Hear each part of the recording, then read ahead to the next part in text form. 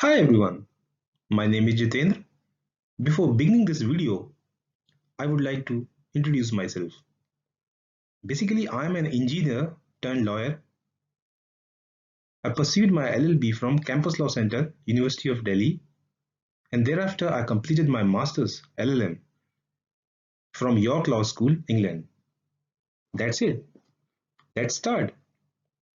Today I want to walk through you to intellectual property module through problem-based learning approach. Every lecture is based on a case study which follows the evolution of a product from its conception through its development to its successful launch and assessment of further exploitation options arising out of the intellectual property rights associated with it. Basically, I will be discussing core IP rights as listed here: confidential information, patents, which leads to technological inventions, copyrights, which leads to the work of authorship, design rights, registered design, passing off, and trademarks, marks used in the commerce. The aim of this module, therefore, is to introduce you to the core intellectual property rights, what they protect,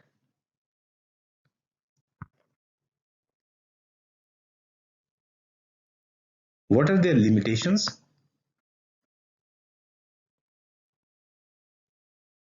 and how they are utilized and enforced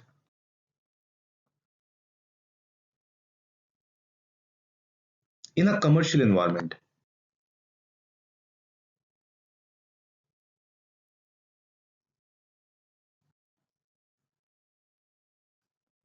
These core IP rights are mostly encountered in practices because a proper intellectual property analysis of a single product or a business situation may require understanding of many different intellectual property rights. A single product can have different aspects and associated intellectual property rights with it. Let's talk about the coverage of this module in relation to each core right. First in the sequence is the rationale for its existence. Why such a right exists? Why it is needed?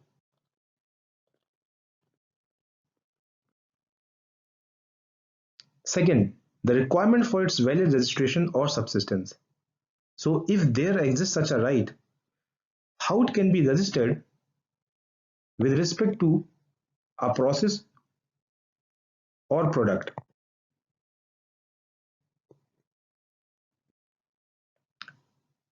Third, the ownership of the right. Who owns it?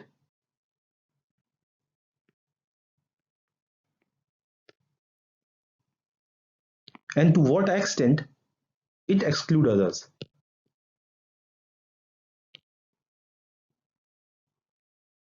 Fourth, the infringement of the right. So if there exists a ownership, others can infringe your enjoyment of the right. So the law provides remedies for the infringement. Then separately, I will discuss defenses to the infringement. By defenses, I mean there exist some conditions where the infringement becomes inevitable at some point of time, such as public policy,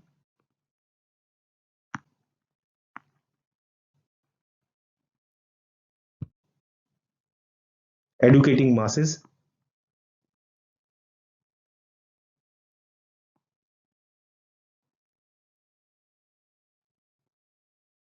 scientific dissemination of information,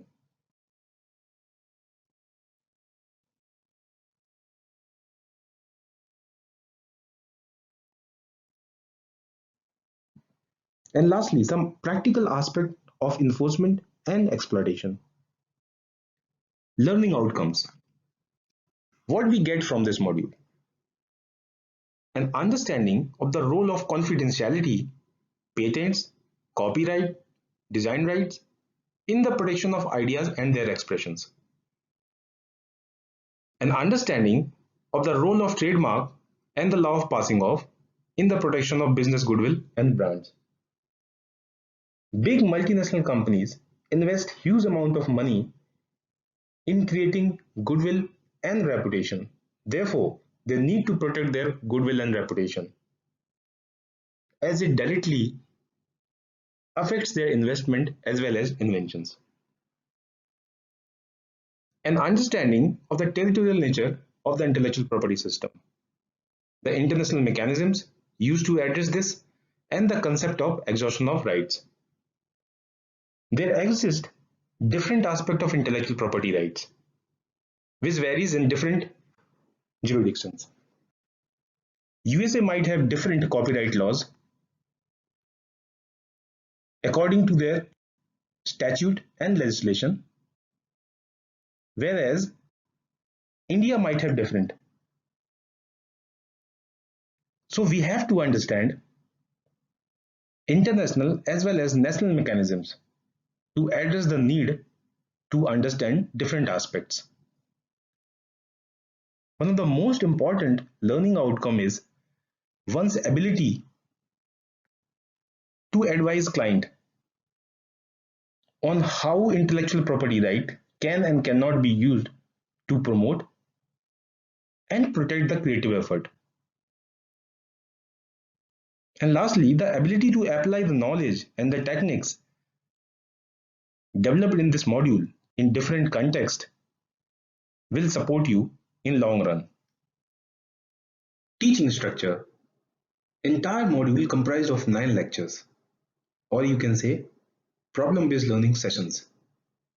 Each session include a case study which follows a product from its conception, development phase, marketing, and successful launch. Intellectual property law can best be understood in its application to real-life examples and a detailed coordinated case study approach. This approach will allow you to understand which intellectual property right protect which aspect of a product throughout its development phase and how different rights can be layered within one product and its associated business. The question here is to ask, am I bothered? Every business or individual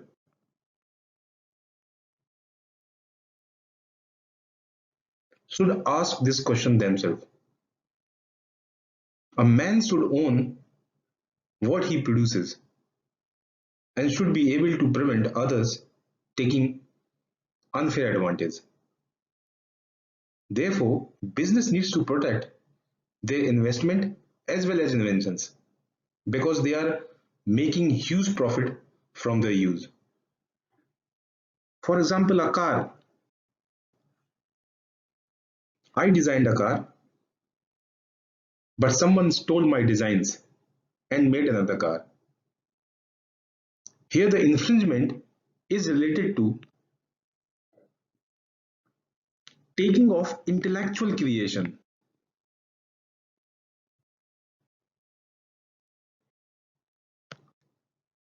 rather than physical embodiment in the car.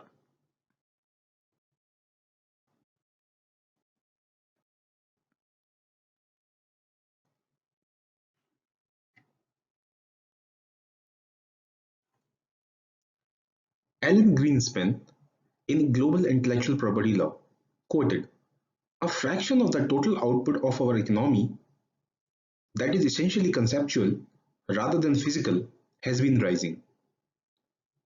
The increase in the value of raw material has accounted for only a fraction of the overall growth of the US gross domestic product. The rest of that growth reflects the embodiment of ideas in products and services that consumers value." Taking example of a car, the design of a car is something which is intellectual creation that is embodiment of idea rather than physical embodiment in the car itself.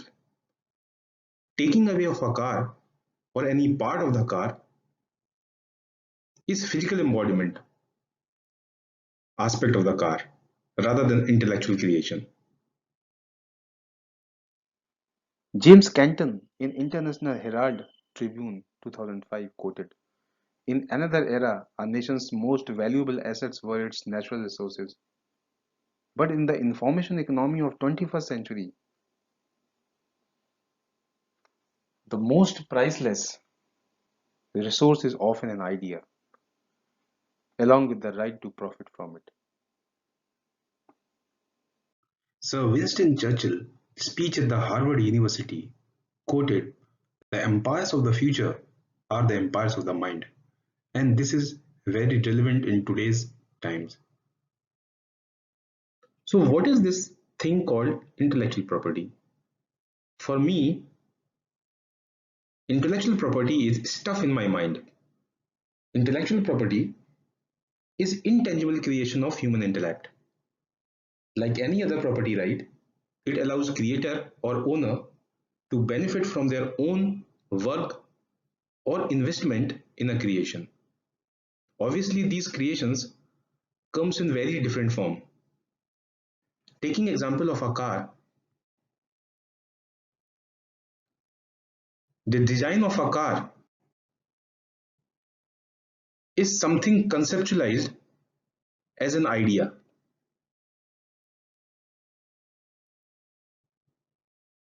Now, idea, it cannot be touched upon, we cannot feel it, it's intangible.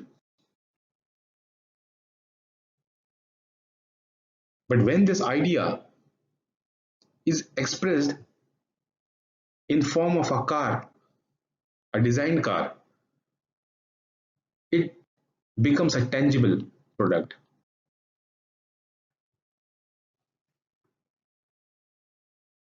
Like any other property right, intellectual property allow creator or the owner to benefit from their own work or investment or creation. It is a branch of law which provides protection to intangible creation of human intellect. It seeks to provide a mechanism by which intellectual effort or business goodwill is protected from misuse by others. And there exist different types of rights to cover different types of intellectual effort and business goodwill. Rationale and justification for intellectual property law. When I talk about rationale and justification, the first thing which comes into my mind, a man should own what he produces and should be able to prevent others taking unfair advantage. Secondly, the investment should be stimulated through enforcement of laws, which encourages prosperity and employment. Big international companies invest huge amount of money in creating their goodwill and reputation. Therefore, their goodwill and reputation needs to be protected through enforcement of laws in that country, as this will encourage prosperity and employment within that country. Thirdly, the intellectual property law encourages publication and dissemination of information and widens the store of available knowledge. The fundamental nature of intellectual property rights. Intellectual property right control the ability to make, copy, sell, or use things. Intellectual property rights are entirely separate from the thing to which the right relates. Taking example of a car again. A car which is a thing, that is physical embodiment, is entirely different from the embodiment of idea in the car. One relates to the physical aspect and the other to the intellectual creation, which cannot be touched upon. Intellectual property law encompasses a wide range of separate rights. As I have already said, intellectual property law are bundle of rights, and a single product can have different aspect and different intellectual property rights associated with it. When a thing is sold, the owner of the thing is able to freely use that thing. The intellectual property right may be said to be exhausted in respect of that thing. So once a thing is sold, the intellectual property rights is exhausted in that thing. And the owner of the thing takes an implicit license to use. No interference with the intellectual property of that thing. Physical dimension can be touched upon according to the wishes of the new owner. But the intangible or the intellectual creation cannot be touched upon. New owner of the thing does not have a license to make further thing or allow others to make further things. No interference with the intellectual property of that thing. Physical dimension can be touched upon according to the wishes of the new owner. But the intellectual creation or the embodiment of the idea, it cannot be touched upon. So do we have a right to repair? Yes, but cannot claim further as a new creation.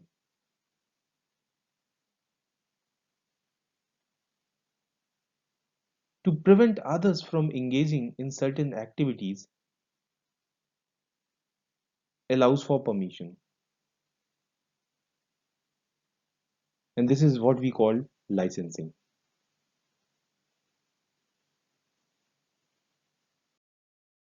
What this diagram represents?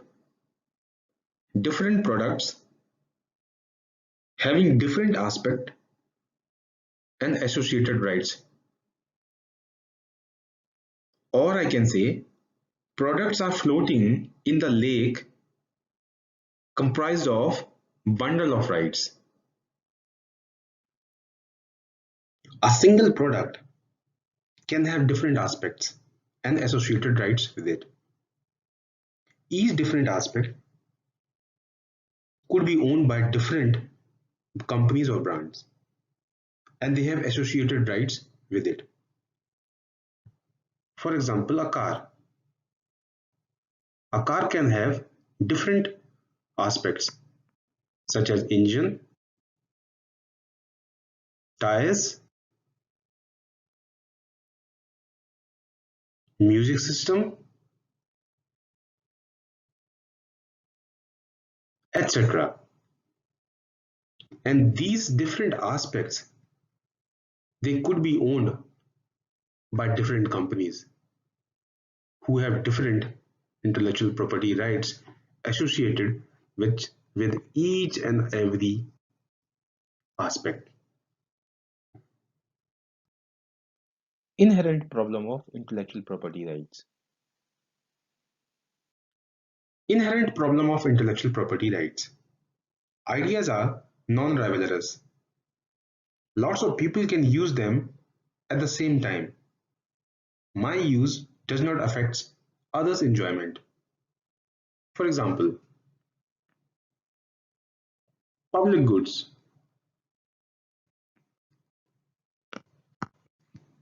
which include a lighthouse or an internet site,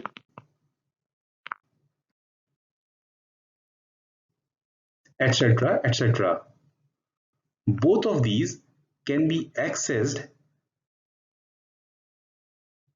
and used by different persons without affecting each other's enjoyment. Ideas are non-excludable. I cannot physically prevent others from using them, such as common goods.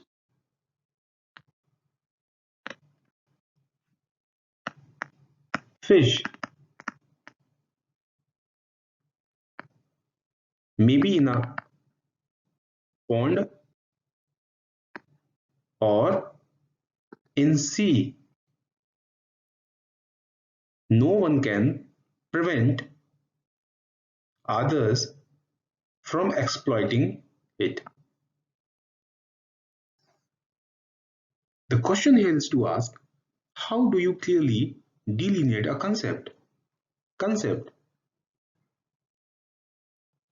as we all know, is intangible.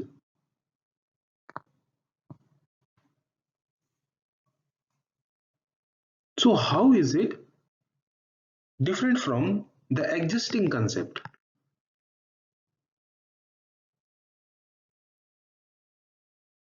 So there is a contest between why versus past. Similarly, how are future concepts different from it?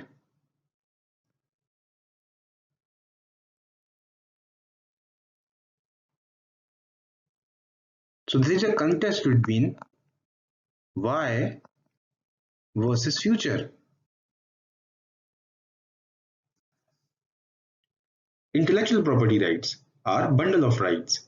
So we have database right, plant breeders right, registered design, design right, moral right, copyright, trademarks, passing off, right and performance, patents, confidential information, semiconductor, topography rights.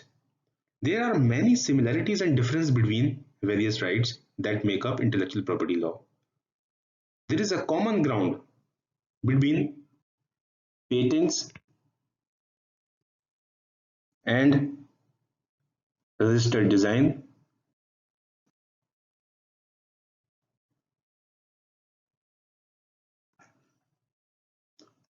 Copyright and right and performance, copyright and right and performance. Some rights give rise to monopolies, such as patents, copyright, trademarks, while others prevent unfair use of work or article. These various rights are not necessarily mutually exclusive, but can coexist in a relation to a thing. For example, a car. A car can have patent for its machinery, which is a technological invention, as well as it can have design right for design of the car. When we talk about monopoly rights, these rights subject to formalities such as registration based on rigorous standard test. These monopoly rights gives owner a monopoly in an invention.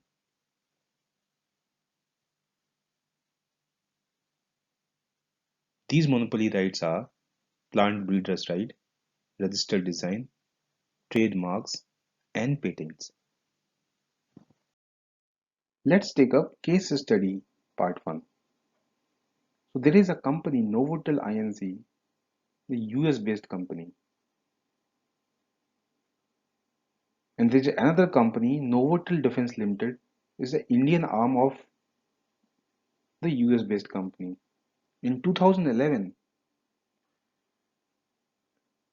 Novotel Defense Limited acquired DYS Research Center based in New Delhi. It was earlier known as Talwar and Hull Limited. Talwar and Hull Limited specializes in electronics engineering, builds battlefield radio telephones and missile guidance system. Dr. Ron is a division head at DYS Research Center. Novotel Defence Limited is having tough times and missed out three European tenders. Therefore, CEO of Novotel Inc. expressed financial concern and wants to rationalize and cut research and development wing. Dr. Ron, being head at DYS Research Center, is unconcerned about his position being becoming redundant after cut, as he has others iron in the fire, which means Dr. Ron is trying to develop something big, which will revolutionize missile making system and launch. You, as an IP expert or agent, is invited by Dr. Ron at his house, where Dr. Ron took you to a small room and shows you CAD drawings and lever mechanisms for missiles. He mentioned to you that this is an improvement over Russian counterparts, as Russians failed to launch missiles from canister-based platform. Russian still had a small remainder of technological glitch. Dr. Ron told you, remember you refers to an IP expert or agent here. Dr. Ron told you that he has found a better way of launching missiles from a canister-based platform. Dr. Ron is aware that he will need significant money, and that is why he is meeting some business investors for lunch at Taj Mahal Hotel to discuss developing his invention and putting it into production. When you walk out of his house, you saw some circuit boards, laboratory books marked Talwar and Hull Limited, SPD, Novotel SPD, etc.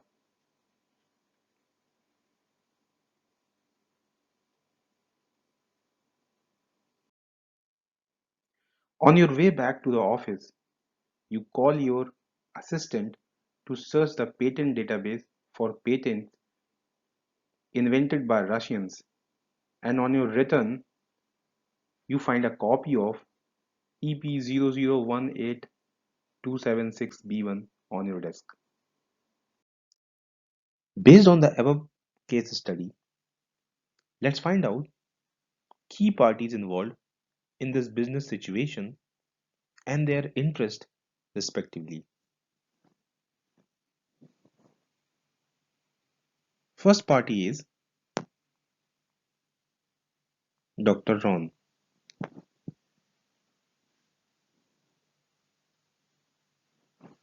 The key interest of Dr. Ron is to get patent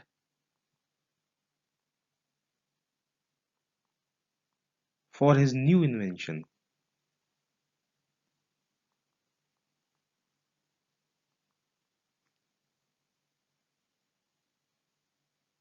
and find investors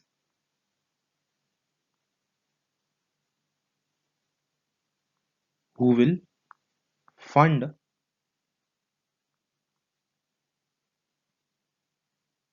his project.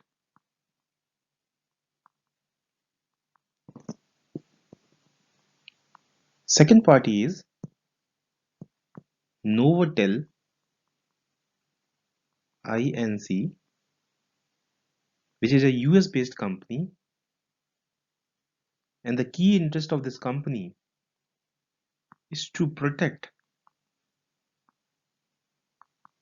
the IP rights that Dr. Ron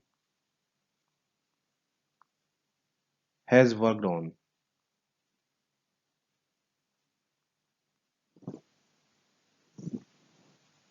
Third party is Novotel Defence Limited.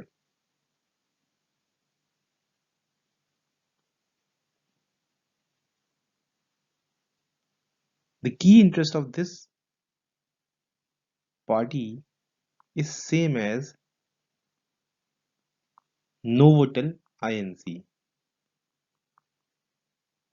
Since Novotel Defence Limited is a subsidiary and Indian arm of US based company Novotel Inc. So their key interests are same. Fourth party is the Russians.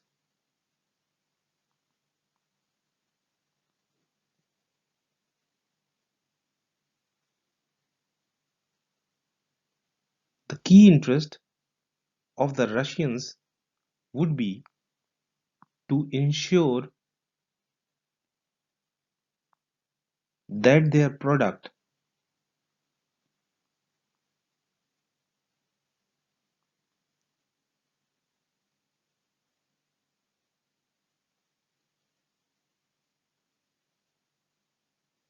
patent is not infringed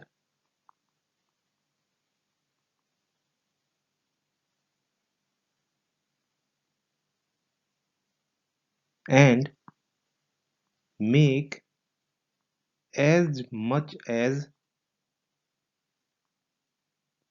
money possible.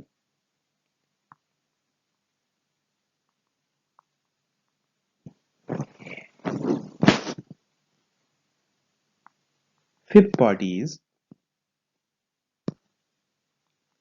the investors.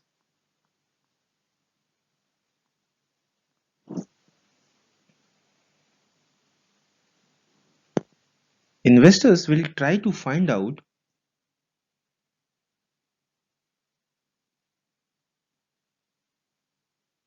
something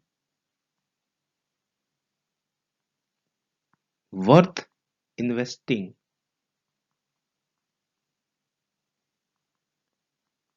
in.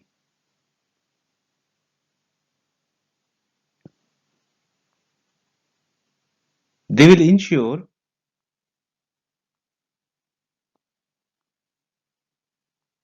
that Dr. Ron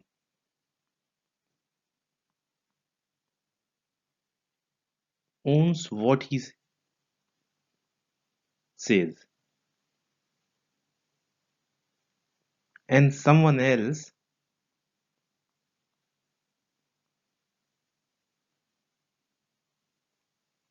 has not patented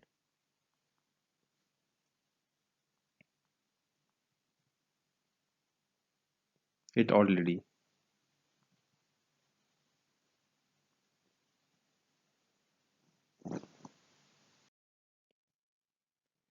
Let's draw a thematic representation: who need what and what is actual procedure to get a patent.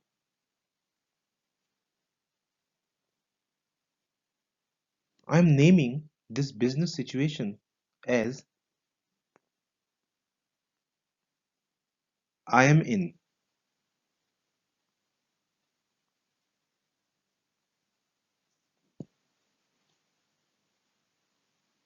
I am still not confident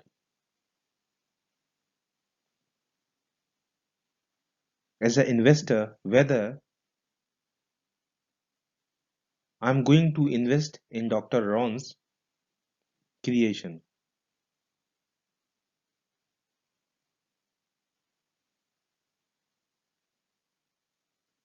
In order to get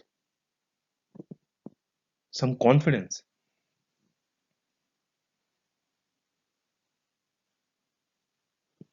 I have to find out certain facts,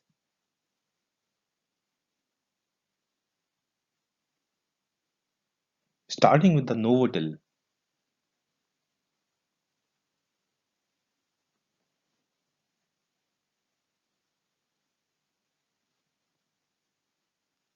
I will try to find it out Dr. Ron role in the company.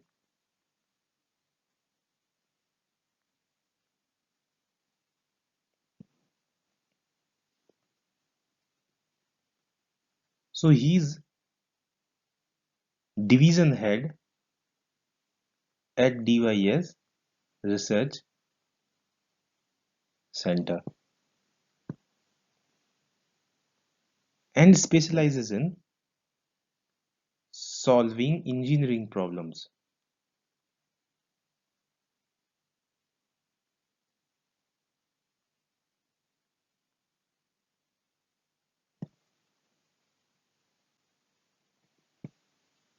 The next question is to ask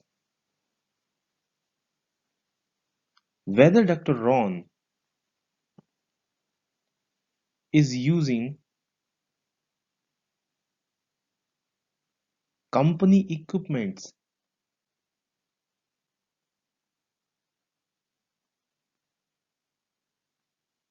and trade secrets.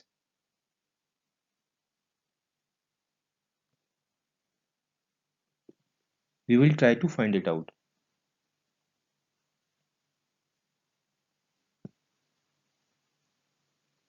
There exist certain files in Dr.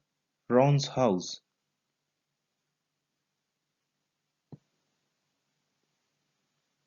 labeled as Novotel.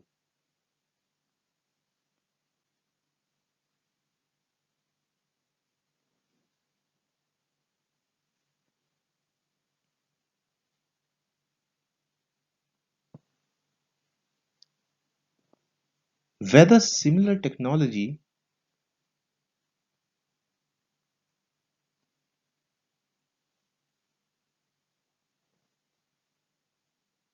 exists at Novotel.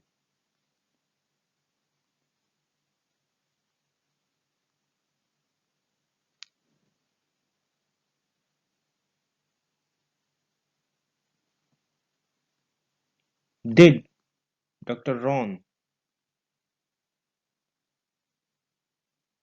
use confidential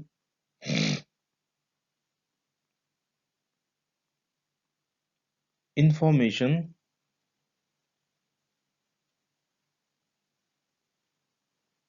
in creating his invention?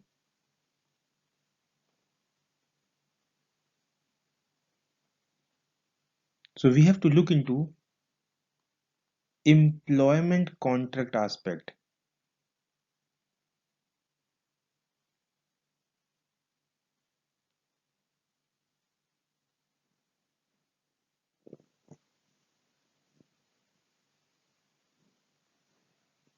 Since I am an investor,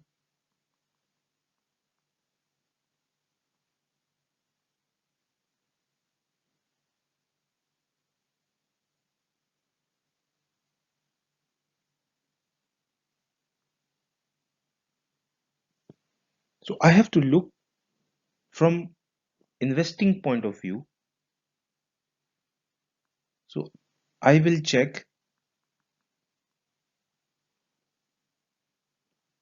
Dr. Ron's claim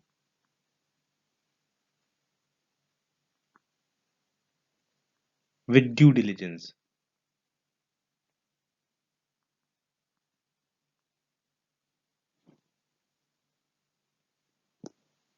Does he own this invention?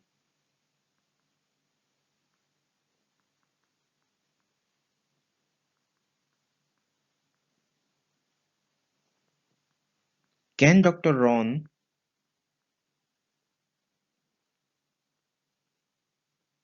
sell this invention?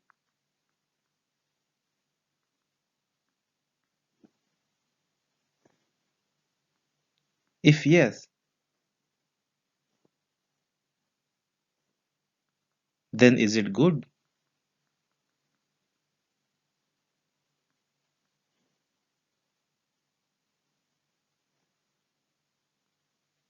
Is anything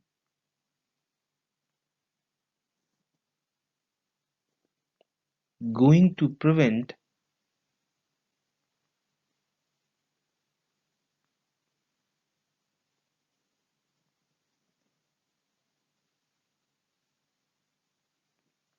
invention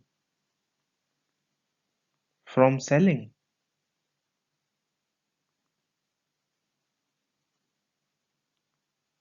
It could be novotel interest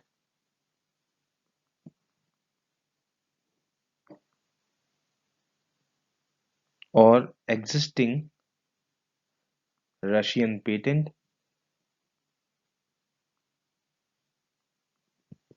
So we have to look into all these aspects.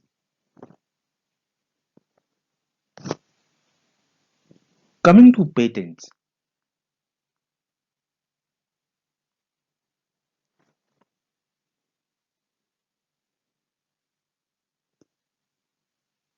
so we'll try to find out what is the procedure to get patent.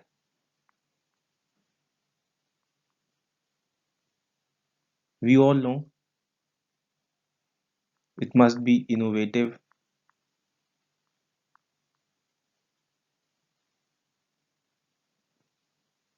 must be new.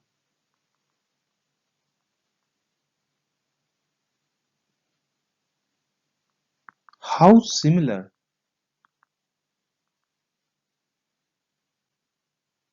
it can be, and how much of improvement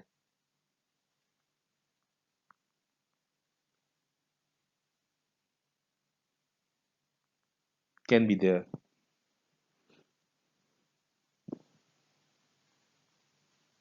Then we try to find out time, duration of old patent.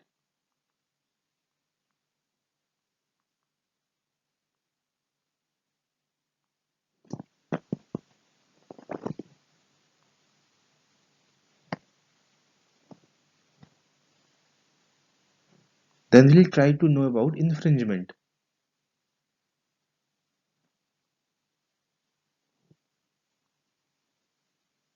whether Dr. Ron is infringing a Russian patent.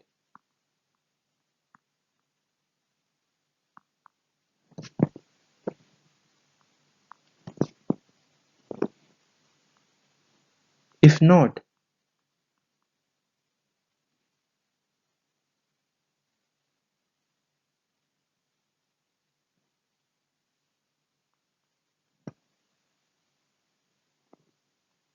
then what is procedure for registration?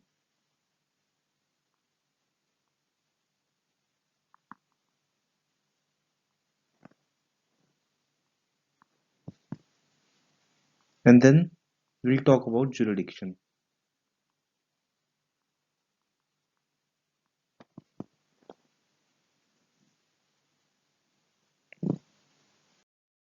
Finally, based on key parties information and their key interest and subsequent thematic analysis of the chart, following learning outcomes can be listed. The first one is what is patent? How to get registration? To know about jurisdiction and existing legislation at that time. Second learning outcome. Can we create a worldwide patent? If yes, how similar can a patent be to an existing patent? How much of improvement should be there? Third, will we be infringing Russian's patent? Fourth, what are statutory provisions for employers owning patents? And at last, has there been a breach of confidence?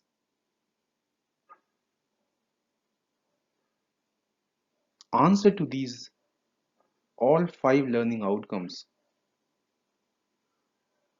is further explained in the upcoming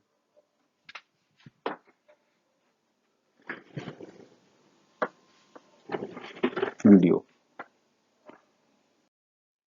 Starting with the first learning outcome, what is a patent? Every individual has a right to property in their own ideas. This is a natural right, and this right should be protected. So we can say an inventor owns a property right in his invention. For this to happen, an invention has to satisfy rigorous standards such as novelty, inventive step, and industrial application. How do we define novelty? Some new characteristics that is not part of the body of the existing knowledge in its particular technical field. An invention must be new. It must not already been available to public.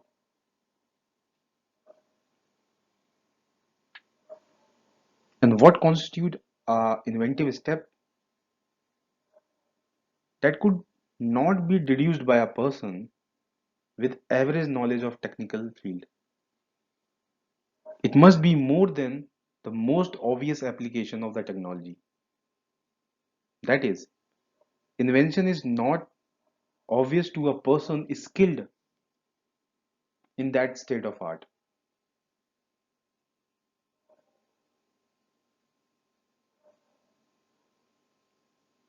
And finally, the invention must be of some industrial use. Full disclosure of invention is required so that person is able to work the invention. However, holding back a part of the invention run counter to the whole rationale of the patent law, and such application will be rejected and candidate will be asked to modify or enlarge his disclosure. After the expiry of the patent, invention fall into a public domain and anyone is free to make use of it.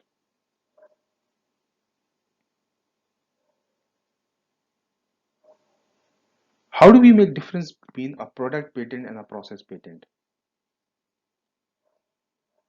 Take an example of a bicycle. A new type of gearing arrangement of a bicycle. Purchaser can easily discover the inventive step by dismantling or reverse engineering.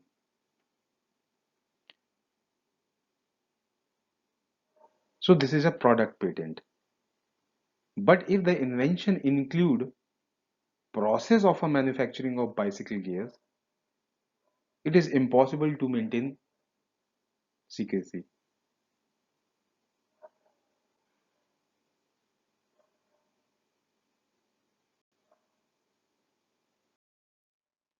When we talk about jurisdiction, patents they are territorial in nature. USA might have different copyright laws according to their own statute and legislation, and India might have different. This I have already discussed in previously. Every country grants its own patent. If you are granted patent in India, then you cannot stop others from using your invention in another country unless you have a patent granted in another country too.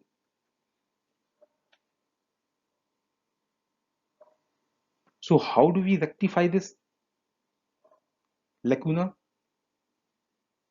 The approach is to file individual application in each country within 12 months of the filing of first application, or to file an application under the Patent Cooperation Treaty. What is this Patent Cooperation Treaty? It governs the international patent system and enable investors to file a single application for several designated countries. And these countries, they are contracting party to patent cooperation treaty.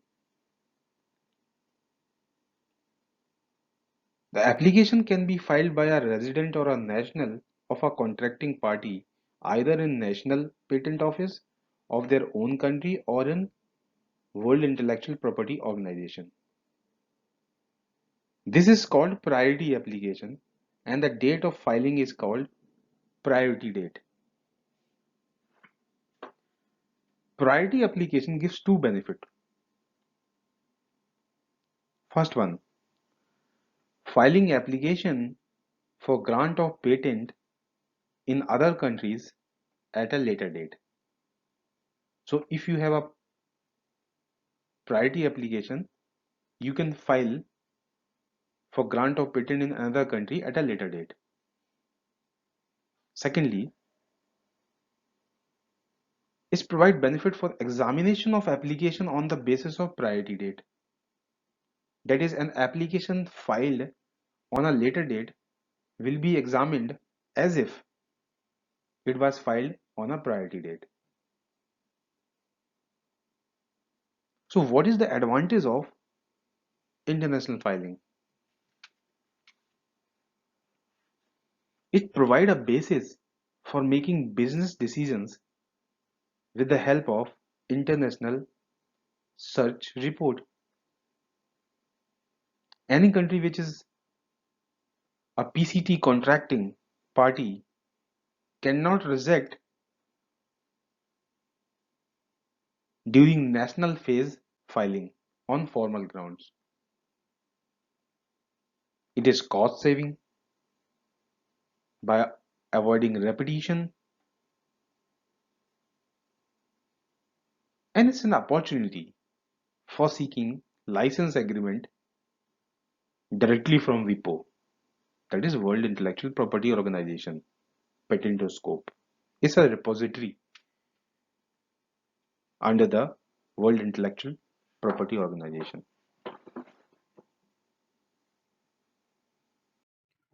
Procedure. When we talk about procedure to get a patent, these are the steps involved in getting a patent. These steps can best be understood with the help of a diagram. Having conceptualized an idea into an invention, the first step for getting a patent is filing of application. Filing of application with specification. Specification probably the most important document in the application. It must contain a description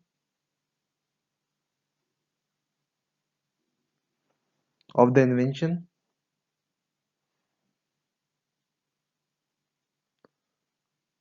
one or more claim,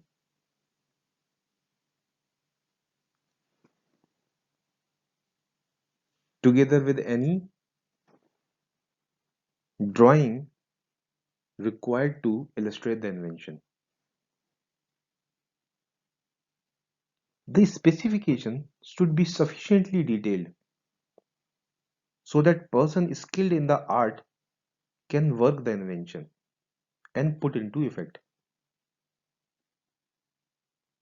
An application will be refused if the specification does not disclose the invention in a manner clear and complete enough.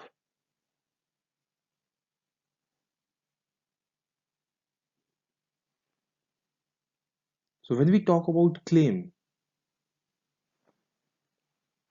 the application will include a statement of claims defining invention for which protection is required. The claim shall define the matter for which application seeks protection,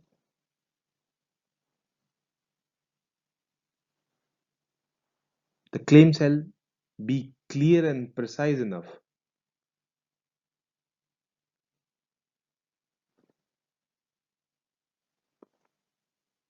supported by documents,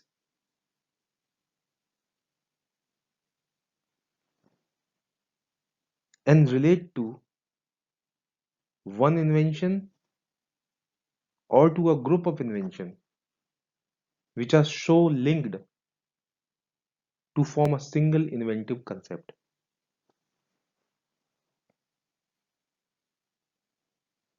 So after successfully filing the application with complete specification, the application is published after 18 months under section 11A of the Patent Act. Once the application is published,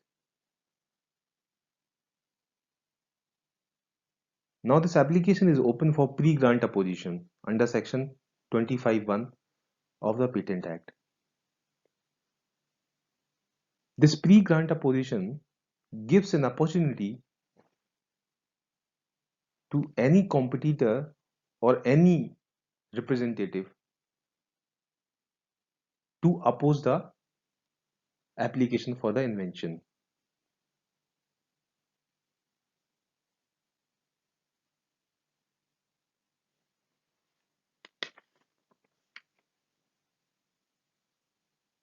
So there is a request for the examination.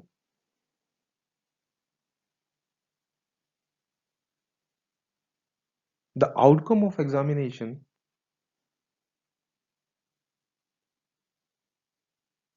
may be in the form of grant or refusal. An examination is done to check suitability for patentability and other requirements.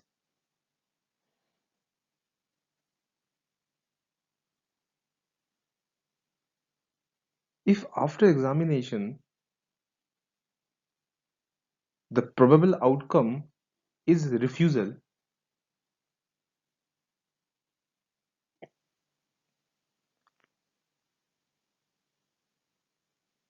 then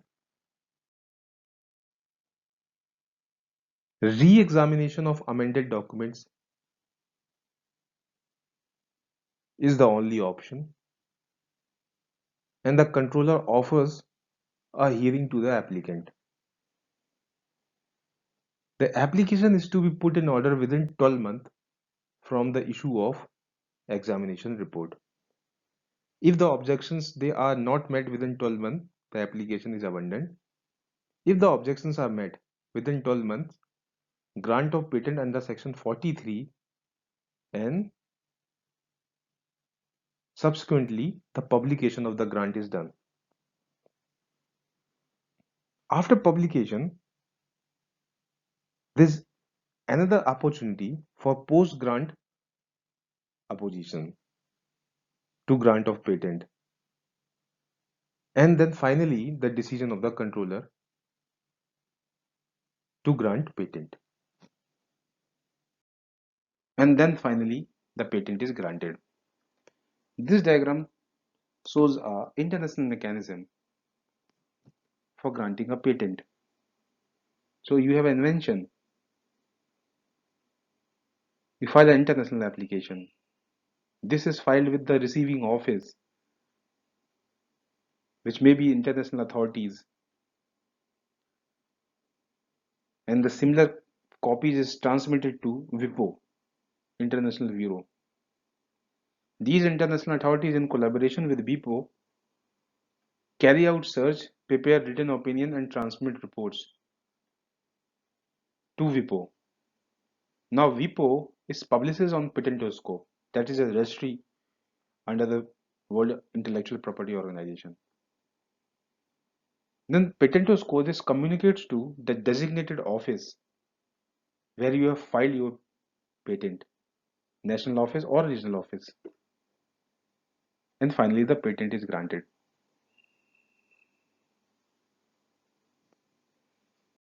Second learning outcome. How much of the improvement is allowed? To what extent it can be similar to the existing one? When we talk about new use of old technology, there must be a sufficient inventive step. Merely taking two inventions and merging them together will not necessarily be regarded as inventive step. Therefore, there seems to be a thin line drawn between what does and what does not contribute an inventive step. Inventiveness must show significant improvement in the state of art. Also, one should ask and introspect, why did nobody did it before?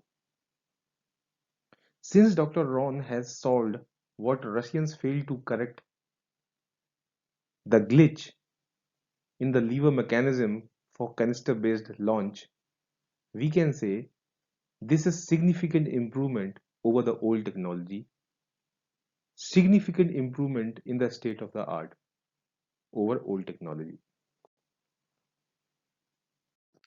Third learning outcome, infringement. Whether will we be infringing Russian patent? The answer is no.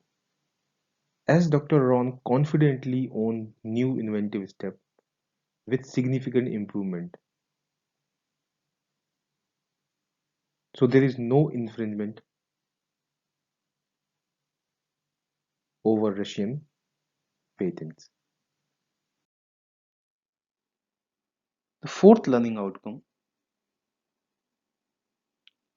talk about statutory provisions for employees. So when we talk about statutory provisions for employees owning patents, we must refer to employment contract, under which employee is defined as a person who works or worked under a contract of employment. An employee invention belongs to the employer in following circumstances. First one, the invention is made in the course of employee's normal duties as an employee or in the course of duties specifically designed assigned to the employee. Secondly, the invention was made in the course of employee's duties which at the time of making the inventions were such that the employee has a special obligation to further the interest of the employer's business. Rest in all other circumstances, invention belongs to employee and not employer. So with respect to the above case study, Dr. Ron was nowhere acting under normal duties as an employee. Neither the task was specifically assigned to him. As well as Dr. Ron, as an employee of Novotel, do not have a special obligation to further the interest of Novotel. Thus, the innovation is purely creation of Dr. Ron. Coming to last learning outcome, breach of confidence. Has there been any breach of confidence by Dr. Ron? First, let's understand what is breach of confidence.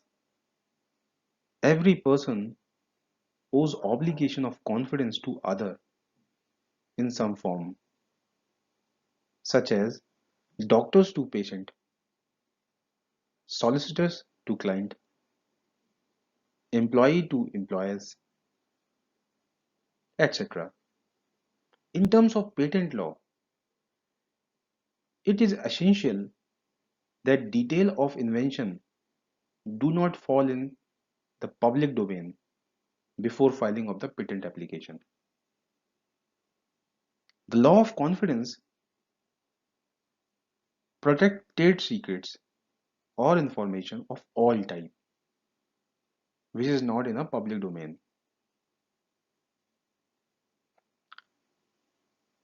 Necessary quality of trade secret or information would be it should qualify for necessary quality of confidence. That is, trade secret or information must possess the quality of confidence.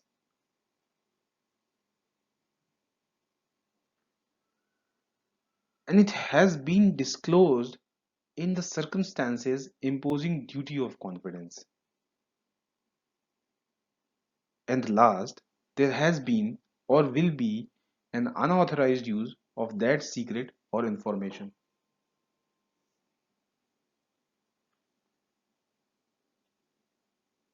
With respect to the above case study, Dr. Ron nowhere under the duty of confidence, neither Dr. Ron disclosed any trade secret of the company, nor there has been any unauthorized use of any secret or the information of the company.